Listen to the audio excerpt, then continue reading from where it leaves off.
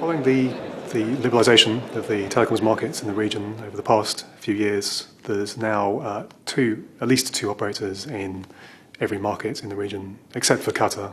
But we expect to see Vodafone launch there by March. And generally speaking, the effect of multiple operators has been to increase competition, to bring down prices, to spark the introduction of new services. And we've seen that in particular with the arrival of Mobily in Saudi Arabia and with the debut of MTN Irancell in Iran. And more recently in Saudi Arabia, the arrival of Zain has sparked further competition in that market. The two incumbent operators, Saudi Telecom and Mobily, cut their prices and introduced new services ahead of the arrival of Zain. And Zain, when it launched, came in with a fierce price offer where it offered, in effect, 1 month's free service for every paid month's service to the first 500,000 subscribers. And Zain said it had just short of 1 million subscribers at the end of September. So that's within about 2 months of its launch.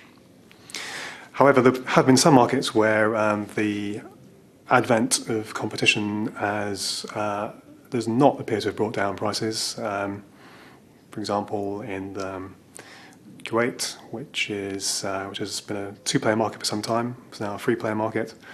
But Zain continues to enjoy the highest ARPU, average revenue per user, in the region at more than $70 per month. One consequence of the increasing competition in the region is that incumbent operators in the region are looking overseas for growth. They're expanding in particular into emerging markets, both within the Middle East and also into Africa and Asia. And in fact, some of these operators are well on the way to becoming global operators.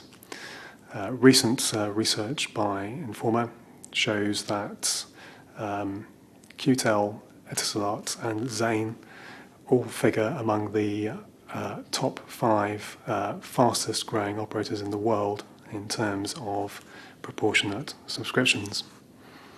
QTEL, Etisalat and Zain are growing faster than the likes of Vodafone, Telefonica and Singapore Telecom.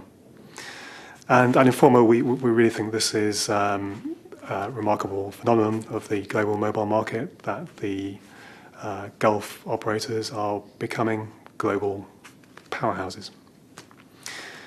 However, one on the downside is that as those operators grow, they will encounter new problems about integrating their new acquisitions and operations, and they'll become vulnerable to events, perhaps economic downturn in those other regions into which they are expanding. The big operators in the region say they have not been substantially affected by the international financial crisis. Zain, for example, says that it recently raised $4.5 billion in new financing. And in fact, it says that it sees the economic downturn as an opportunity to go shopping, and it has plans to buy 3 or 4 more operations in Africa, it says. Similarly, Etisalat says it has $3 billion in cash and is looking to expand. However, we have seen some impact from the financial crisis. For example, Bahrain has now twice postponed the deadline for its 3rd mobile license, and it attributed that to the international economic climate.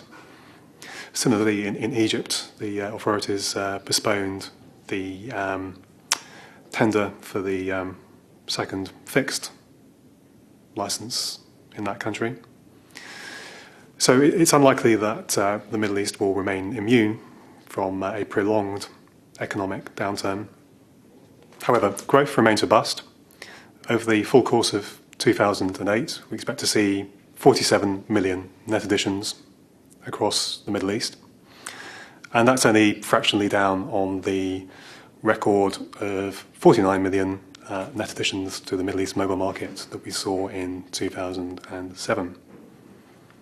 In addition, further growth will come from new services such as mobile broadband, from the arrival of MVNOs, and from the further opportunities in markets such as Iran.